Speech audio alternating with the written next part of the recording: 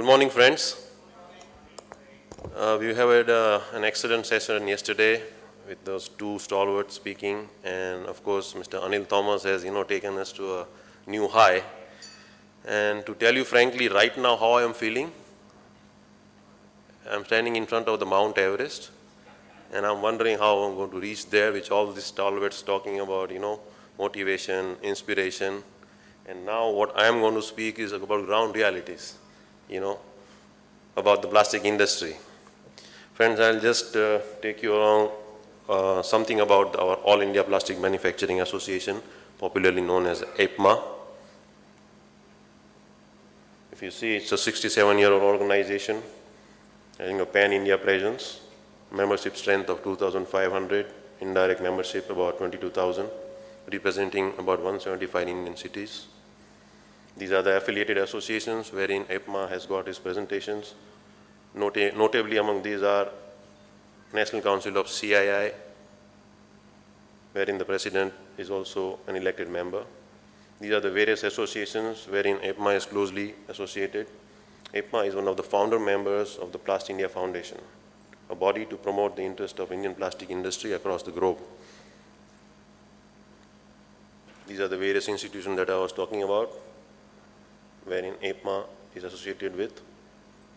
All the top associations in any way related to plastic industry, we have a representation. AIPMA, friends, participates in both national and international exhibitions. These are some of the national exhibitions: Plast India, iPlex, InPlast, Plasto. So we try and participate in all corners of India. We have members, of the plastic industry situated all over India, and this is region-wise. We go and help them, put up our stalls there, see what we can offer them. These are the Indian trade delegations to international plastic exhibitions: CoPlast, China Plus, NP, Plastpack, and now recently in October we have K-Show. This is one of the top exhibitions of the world plastic industry, the #1 show. We refer to it as a Mecca of plastics exhibition. These are the certain activities of AIPMA, liaising with the government agencies. Time and again, we represent the woes of the plastic industry, national exhibitions, trade delegations, seminar and conferences. We have a land bank through plastic parks, various state governments including Gujarat, Karnataka, Madhya Pradesh, Rajasthan. Notably in Gujarat is in Dahej and Sanand. Finance through SIDBI. Human resources through job and career fairs. This is one initiative that AIPMA has for the first time in the plastic industry taken up, and we had a very successful job fair at our AIPMA house, which is one of a kind. And as we all know, that HR is one of the very important things as far as an entrepreneur is concerned to run his business. And we have these fortnightly bulletins in the name of Plastic News, monthly publication. We are also alert on the environmental issues on plastics. Friends, now we come to the ground realities of the Indian plastic industry. The topic given is Vision 2020 and the future of the plastic industry. If you have a look at the present status of the Indian industry, there are about 50,000 units, both organized and inorganized, mostly MSMEs, employing about 5 lakh people. And we're converting about close to 9 million tons of raw material, with a per capita consumption of about 8 kgs. And as you all know, for the past decade, we had a double-digit growth, 12 to 15% per annum. But as Mr. Anil Thomas also referred, that these are trying times. So the past decade has been one which was excellent, but if you go through the past year till today, the growth, seems to be stagnating. Now, there are many reasons for this. The most important reason that we can think of is the unprecedented high input costs.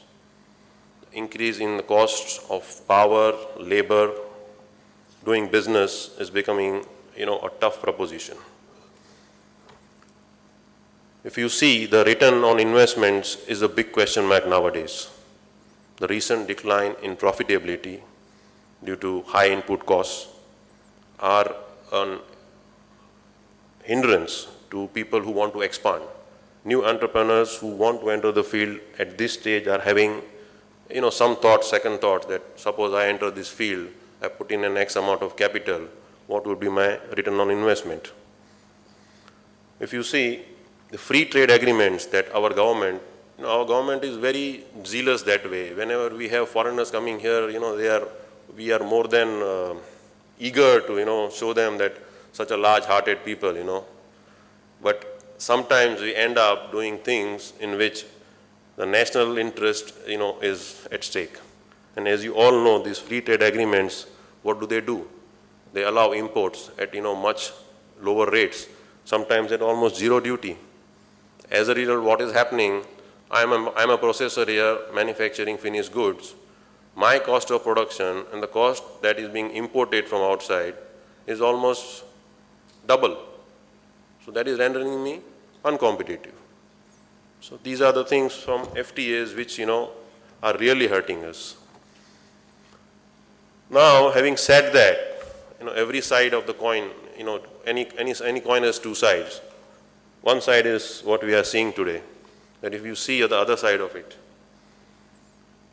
this is what, we have been talking about, the world is talking about, the Indian consumption story.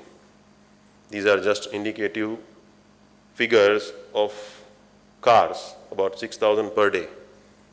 And we are talking of the sale figures, TVs, two-wheelers, ACs, refrigerators, washing machines, mobile phones.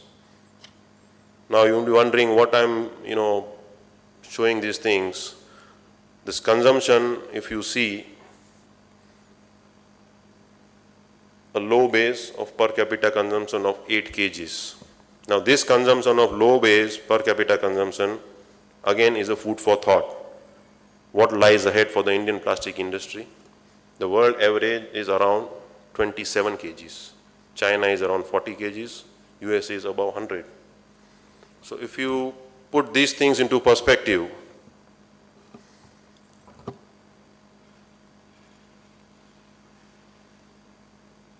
what do you predict in the coming years? Say for 2020. I would like to know if some of here are well versed in some astrology or numerologies, so we can throw some light on what we can expect. Predicting the future is always a difficult thing, and as far as the plastic industry, it's an enviable task. The global integrated economy, volatility of feedstock pricing, government political scenario, current fluctuation in the currency, and making predictions is nothing short of putting your hand in boiling water.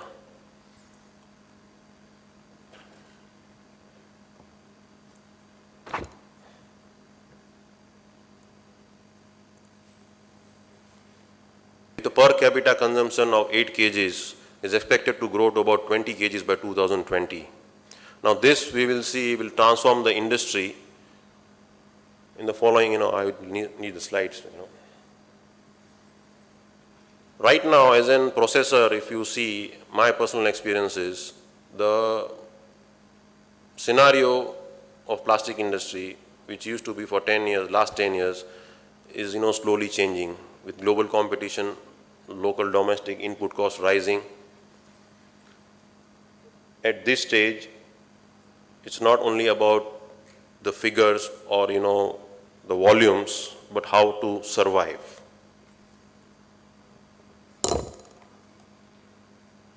So if you see the scenario 2020, are we going to take a long time? Okay.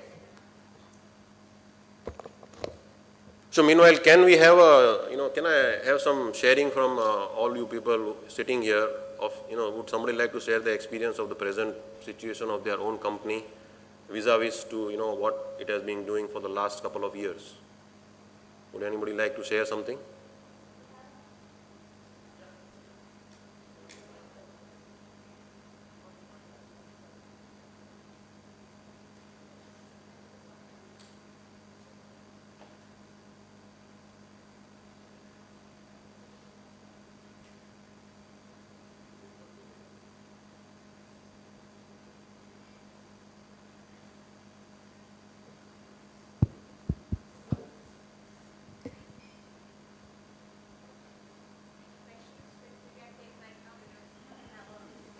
Akhilesh? Well, our company has been going through some challenging times of late, thanks to what has happened with the dollar. With the same amount of business, you just need 20% more money Absolutely. in terms of total working capital, and regular expansions were going on, so those project costs have escalated. Escalated. So that's one challenge, and you don't typically get to increase margins in terms of they remain static, but in terms of percentages, there is an effect, and that tends to come down. But said all this, I think I'm very excited about the whole situation because, to put it like this, how worse can it get? So, looking at the opportunities and what Anil said lately, I mean, just in the last presentation, I think there are enough challenges and opportunities at the same time. And if you can look where you can niches and where do you want to place yourself in the next 4, 5 years, and if you can start working towards it, I think there is a huge upside at the same time. And we need to build our teams, and team building and challenges is another critical and challenging area for all of us. Yeah, I absolutely agree with you, Akhilesh. As I said, that looking at the other side of the coin, apart from the consumption story, there are certain other factors which also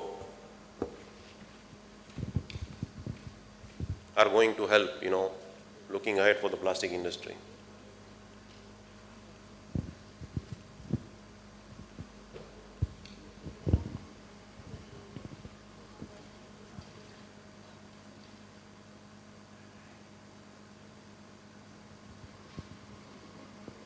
Okay, so coming to the scenario, as I said, apart from the consumption story, if you see that demographically, India is among the world's youngest nations, with a median age of 25 years as compared to 43 in Japan and 36 in the US.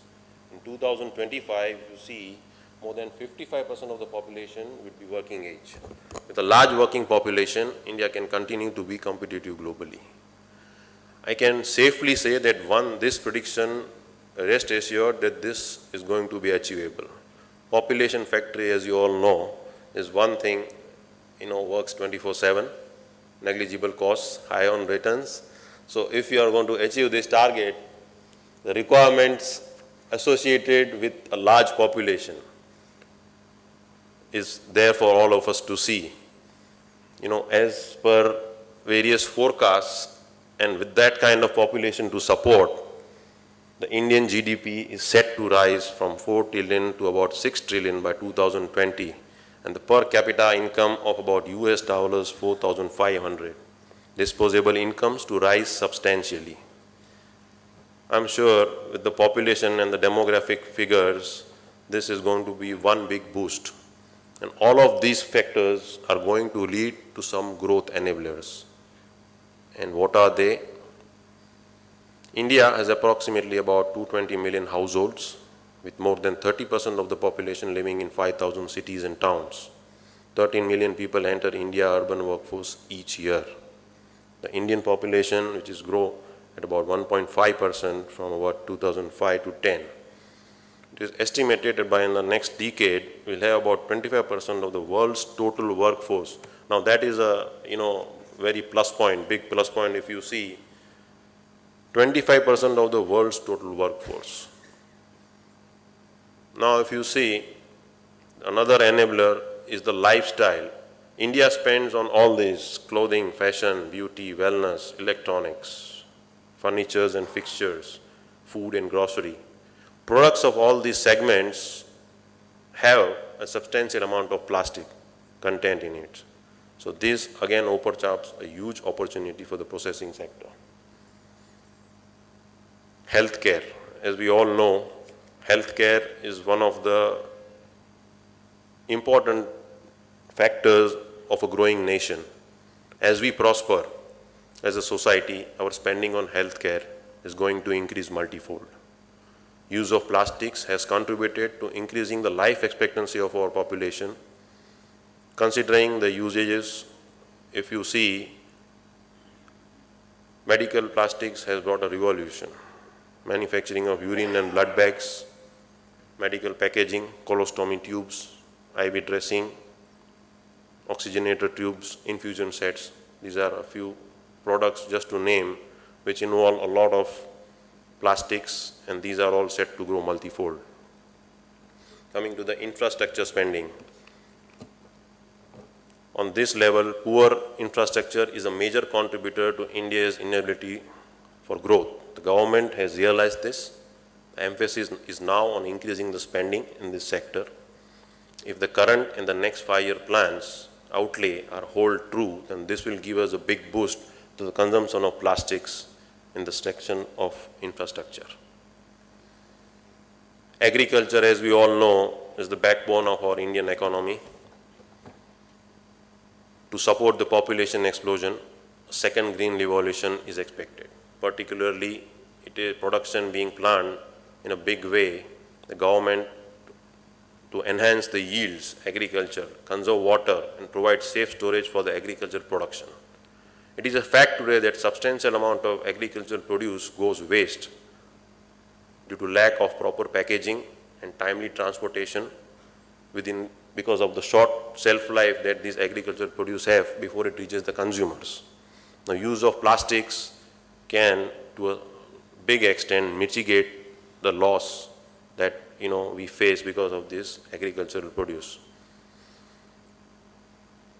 And again, we all know the uses of agriculture like greenhouse, mulch films, canal linings, some of the uses that are growing day in, day out.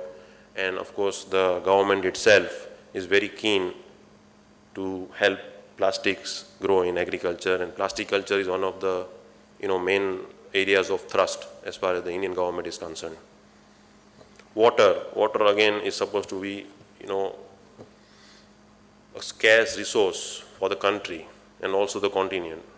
I hope you will appreciate that this year has been good as far as the monsoons are concerned, but in general, if you see, the conservation and proper management of water resources will need to support large population, industrialization as well as agriculture. This will call for use of plastic products in a long way for transportation and storage of water resources. Energy. This is also one of the biggest enablers for the plastic industry in the coming years. Growing urbanization will form till 2020 is expected to raise our requirement of energy. We are already an energy deficient nation, as we all know. Massive investments in energy generation and distribution will be required. This, in turn, will lead to electrification of urban and rural areas. Consumption of plastics is well established, and this segment has seen growth in double digits and will continue to do so for the coming 5 to 7 years. Again, the use of plastics in cables, wind turbines, solar equipments are some of the parts where plastics are used, and this again is one of the main areas of focus for the plastic industry in the coming years. Environment. Plastic has become the favorite whipping boy as far as the environment is concerned. But as we all know, as plastic is said to be taxing the environment, but we believe that discipline in the post-use and management of plastics will have a sea change as far as people become educated and more aware of the uses of plastics, its collection and waste management. This will also open up a big opportunity for plastic recycling. One of the best examples of 100% recycling, as far as if you see the PET bottle in India, is almost close to 100%. I had an opportunity to visit the Coca-Cola plant at Dasna, wherein they have started an initiative to recycle the PET bottles in their unit itself. And the information that we gathered, that PET flakes are recycled, and the amount of usage, you will be surprised that right from t-shirts to pillows that we use are made from fibers that are made from PET flakes. And other day, I think yesterday, Mr. Sudarma was telling me the jeans that he was wearing is made from PET recycle. This is again an area, clothes, as you say, textile industry. So this is going to go a long way. Now, what does all these growth enablers that you just heard translate in terms of opportunities? As I think Akhilesh said that he is, positive about all this consumption story and all that. Today, we have to ask ourselves as entrepreneurs that where are we? If you see complacency, as Anil Bhai was also saying that मेरे को क्या जरूरत है, मेरे को सब आता है. I think those days are over now. If you look at the current situation, if you are not aware of the surroundings, if you don't strive to improve on what you are producing, I think you are going to have a tough time. And again, the rate of change, as you see, we need to bring a change in ourselves. As we all know, traditionally Indians are always comfortable in their own zones. The moment you thought about change, you think, नहीं वो मेरे लिए नहीं है, चल रहा है चलने दो यार. So the question that we really need to ask ourselves as entrepreneurs is that am I really complacent? Am I preparing for the growth? Or am I paralyzed? As he said, कि कुछ भी हो, I am not going to raise my hand. So that is the attitude which we need to change. And as you say, that survive to thrive, the condition of most of us, as Mr. Akhilesh also said, currency fluctuations, increase in our working capital requirement, labor power input costs are rising. Unfortunately, our clients are not ready to increase the selling rates. So what do we end up with? Squeeze margins. Difficult to run the factory at present. Unless and until we bulk up the volumes, it's going to be difficult to go through it. If you see today's scenario is a challenging one wherein the fittest will survive, and as we go ahead from 2000 to 220, it is only the ones who will adapt themselves to the environment and to the growing needs of the industry, they will have a bright future. I have put up some analysis, if you call it, is popularly known as SWOTs. If you see the strength of the Indian industry is a strong consumption-driven domestic growth, increasing per capita income, competitive labor rates, vibrant downstream industry. We have a diversified manufacturing base, capability to introduce world-class products, quality human resource, R&D base. Now, if you see the opportunities, we have a large domestic market, low per capita consumption, increasing investments in upstream and downstream projects, India as an alternate manufacturing location for the global sourcing, improved infrastructure investments, the PCPIR policies, SEZ policy implementations. And now if you see on the downside, the feedstock cost, which is very high, these are the weaknesses that we can look at. High cost of power, finance, high indirect tax incidence and local levies, fragmented suboptimal size downstream processing capacities, inflexible labor laws. And the threats, low-cost producers in the Middle East, low-cost finished goods from China and other Southeast Asian countries coming in under these FTAs, reduced customs duty, FTAs with various countries, both bilateral and multilateral, price volatility due to the crude oil price, and environmental misinformation. So these are, some of the strengths and weaknesses of the Indian plastic industry. If we are able to, focus on this and find our way ahead, it is definitely going to help us. Looking at the challenges, if you see technology, some of these challenges is the need of the hour to address them and prepare ourselves for 2020. Technology upgradation, operational efficiency, business dynamics. No longer our domestic industry is now insulated. We are all affected by day-to-day prices of the international polymer market. I remember in the past decade, we used to have price fluctuations about, say, once in about 6 months or maybe once in about 2 months or 3 months. And the scenario today is it's like an everyday market. So, and functioning as an everyday market with industries and supply, it's very difficult because we all work under contracts, say for a quarter or for a year or something. And now it's become a daily market. So these are all business dynamic, global environmental changes we have to adapt. HR is again one more thing, which is, an important part. finding good workers, skilled workers, and retaining them is also a task itself. And if you are able to overcome these challenges post-trade, then you become a strong player and will be able to compete at the global and domestic level. So this is what, ecosystem opens up players for efficient players. So the fittest will survive, the one who have the vision to improve, to see what is, happen, that is what they are going to take the benefit of the industry and move ahead. So what is the strategic need for India today? Core sector status. We as an association have been, advocating to the government that plastics are a way of life. You can take life out of plastics, but you cannot take plastics out of your life. They are becoming a necessity. They are driving the growth of all segments of economy. May it be agriculture, white goods, healthcare, construction.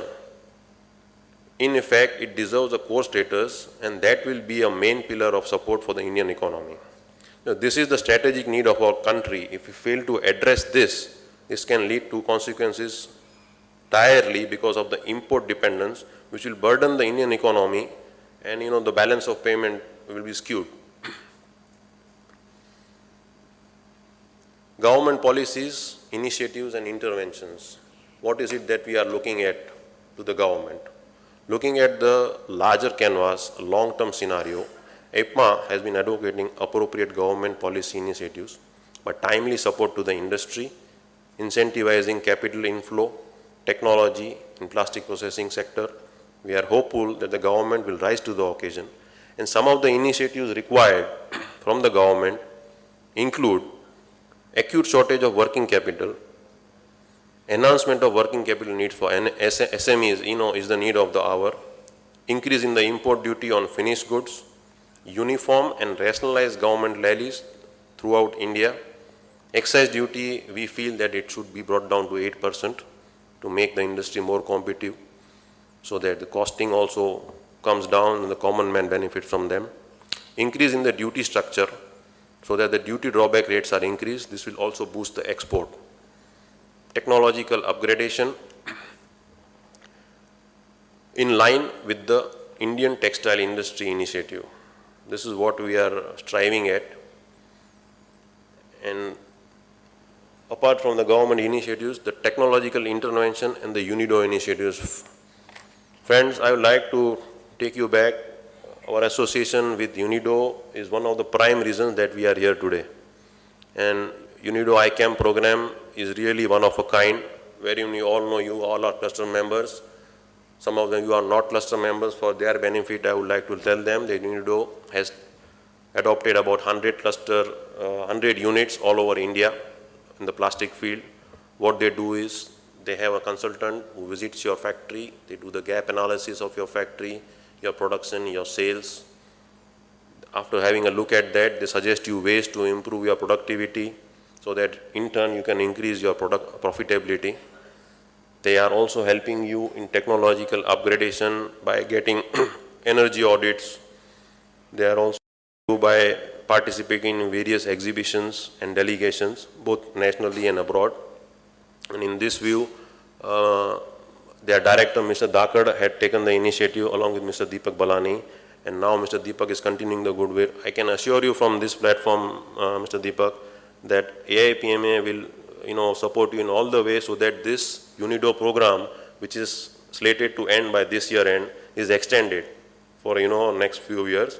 And we can assure you they will be giving you full support. We will also represent to the DCPC that this has helped the Indian plastic industry, and now the scope of UNIDO should be at a larger scale.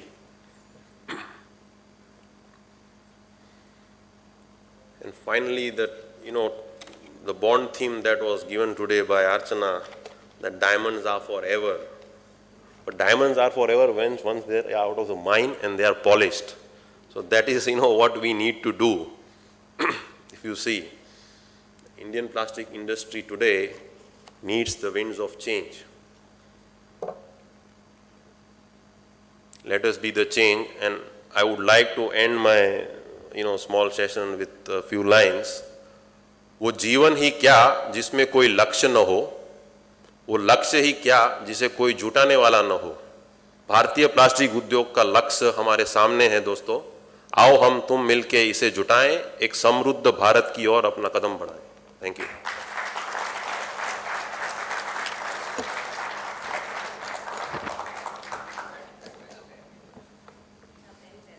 Thank you.